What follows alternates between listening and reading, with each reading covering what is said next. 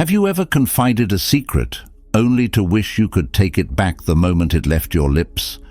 Imagine the weight of that regret, a momentary lapse that could change how you're seen, how you see yourself, or even alter the course of your relationships. Welcome to our journey today, where we dive deep into the art of silence, the wisdom of boundaries, and the sacred dance of selective sharing.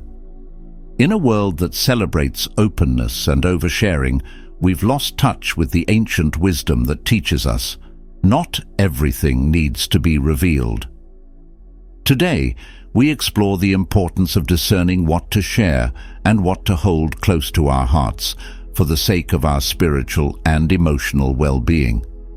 This isn't just about keeping secrets, it's about honoring the sacred space within us all, understanding that some treasures gain value when kept out of the public eye. Let's embark on this journey together, rediscovering the power of privacy, the strength in silence, and the freedom that comes from carefully choosing what we share with the world. Venturing into the realm of our deepest fears, we uncover emotions so raw and powerful they can shape our very essence. These fears, lurking in the shadows of our subconscious, have the potent ability to control our decisions, our actions, and even our dreams. When we share these fears indiscriminately, we don't just expose our vulnerabilities, we lay bare our soul's map for others to see, and not everyone who sees it wishes to guide us to safety. In some instances, these confessions can be twisted, used as leverage, or worse, as weapons that weaken our resolve and shake the foundations of our self-esteem. The context in which we choose to unveil our fears is crucial. Sharing with someone who lacks understanding or empathy can lead to our fears being dismissed or belittled, leaving us more isolated than before.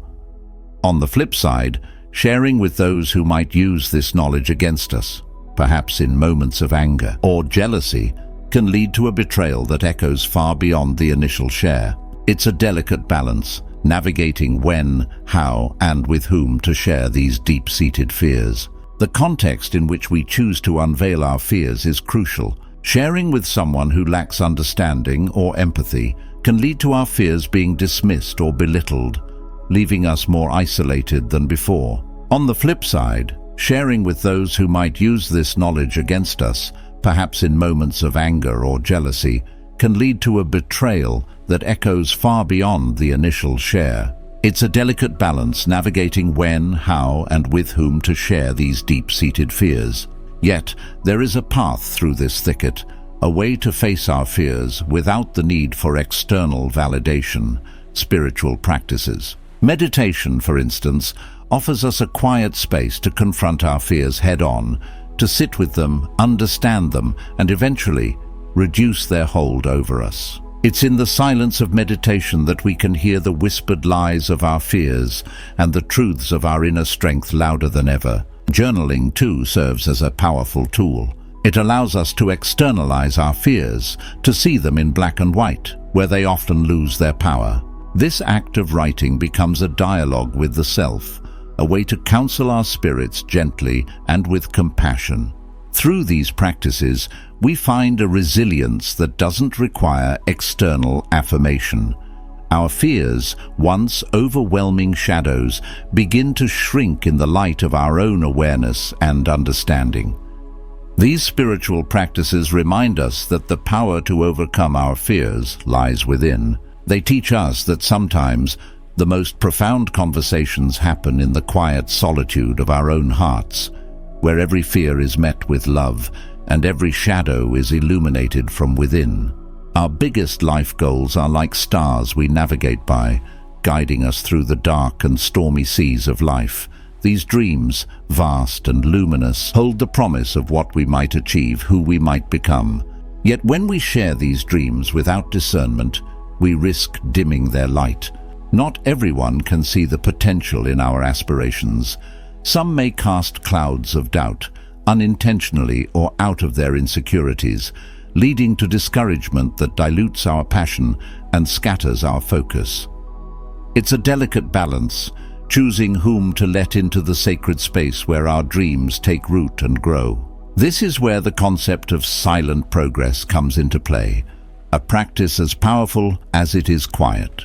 It's about embracing the solitude of our journey, dedicating ourselves to our goals with a steadfastness that requires no audience to validate our efforts. In this silence, our progress is our own to evaluate, our milestones met with personal satisfaction rather than public applause. This isn't to say that recognition isn't valuable, but rather that the most critical recognition comes from within.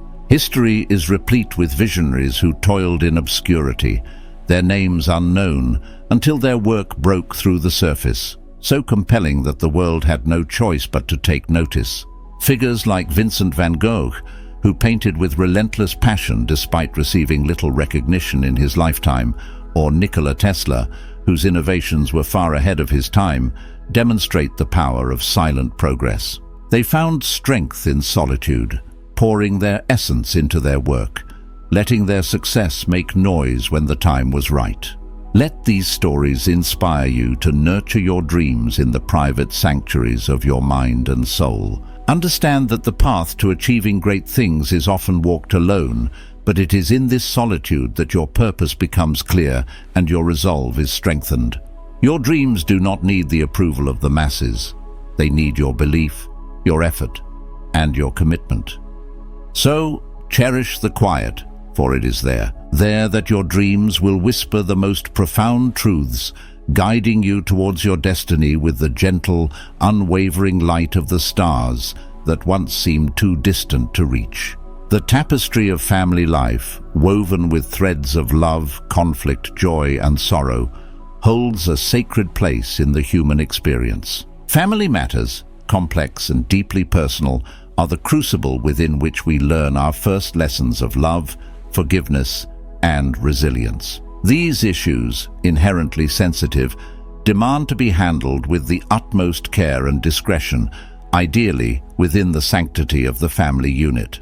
When family matters are kept within this circle, it allows for a level of honesty and vulnerability that is essential for resolution and healing. It's within the embrace of those who share our history and our blood that we find the safest space to confront and mend our deepest wounds. However, the moment these personal matters are taken beyond the family's confines, they become exposed to the elements of judgment and unsolicited advice. Externalizing family problems can inadvertently invite a chorus of opinions, each colored by the personal biases and experiences of the speaker, rather than by an understanding of the nuanced dynamics at play. This not only dilutes the sanctity of family issues, but can also lead to further strain on already fragile relationships. The privacy of family matters is a fortress that, once breached, is challenging to rebuild.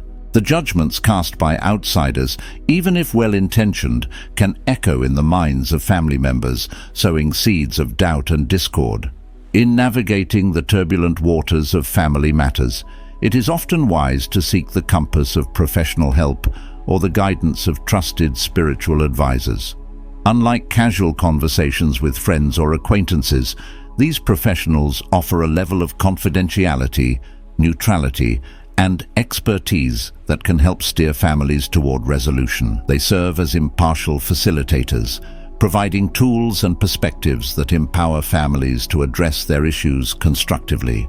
Moreover, spiritual advisors can offer insights that resonate on a deeper level, addressing not just the superficial symptoms of family discord, but the spiritual and emotional roots of these issues. Their guidance can help to realign family members with their deeper values and connections, fostering an environment where healing and reconciliation can flourish. In essence, while the instinct to seek support during times of family turmoil is natural, it is crucial to consider carefully whom we invite into these delicate spaces of our lives. By prioritizing resolution within the family unit, or through the guidance of professionals and spiritual advisors, we safeguard the privacy, dignity, and integrity of our family relationships, paving the way for genuine healing and harmony. The topic of financial status, whether it involves wealth or debt, is laden with sensitivities that touch the very core of our societal and personal identities. Money, in its abstract and concrete forms, holds power not just in what it can buy, but in the status it confers and the security it promises. When we share the intimate details of our financial lives, we open ourselves up to a range of consequences, some anticipated, but many not. Wealth can attract envy and expectation, while debt may invite pity or judgment. Both ends of this financial spectrum can profoundly alter the dynamics of relationships, shifting perceptions and interactions in subtle and not-so-subtle ways. The act of sharing financial details can transform relationships, introducing elements of comparison and competition that were previously absent. Friends or family members may begin to measure their own success against the financial benchmarks we disclose, leading to unnecessary strain and discomfort. Similarly, knowledge of one's wealth can lead to expectations of generosity or assistance, while awareness of debt may cause others to withhold trust or support, however unfair these reactions may be. These shifts highlight the delicate balance between transparency and privacy, underscoring the importance of discernment in what we choose to share.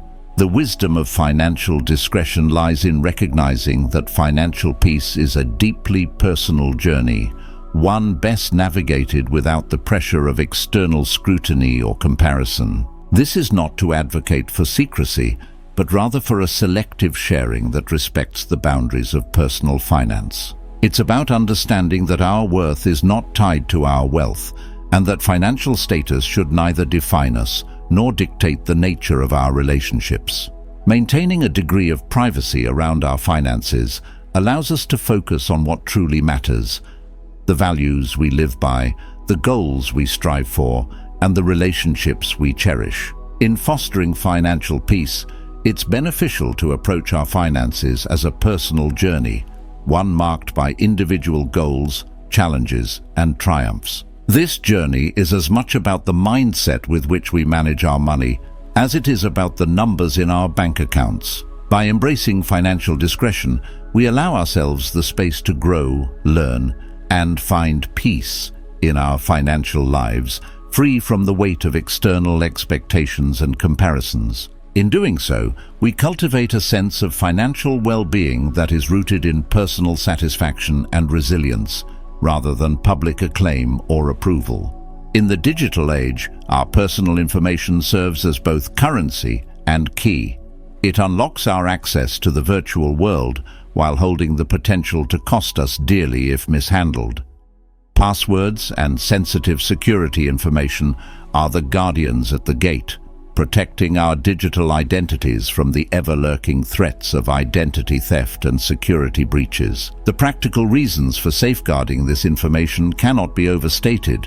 A single lapse can lead to a cascade of consequences, from stolen identities to drained bank accounts. The ripple effects of such breaches extend beyond financial loss, impacting our sense of security, privacy, and trust in the digital realm. This issue of trust ties directly into the spiritual aspect of our interactions with the world and ourselves. Oversharing sensitive information can be seen as a breach of personal boundaries, not just with others, but with the self. Trust is sacred. When we share too freely, we risk not only our digital safety, but also the integrity of our personal spaces. These boundaries are essential for maintaining a sense of self-respect and autonomy, serving as a reminder that not all is meant to be shared, and that caution and discretion are forms of self-care. Creating a secure, sacred space within one's digital life is an extension of overall well-being. Just as we seek to create peaceful, safe environments in our physical spaces, so too should we endeavor to protect our digital presence. This involves practical steps like using strong, unique passwords, enabling two-factor authentication, and being discerning about what information we share and with whom. But beyond these measures, it's about cultivating an attitude of mindfulness and respect towards our digital footprint. It's recognizing that our online presence is an extension of our energy and essence, deserving of protection and care.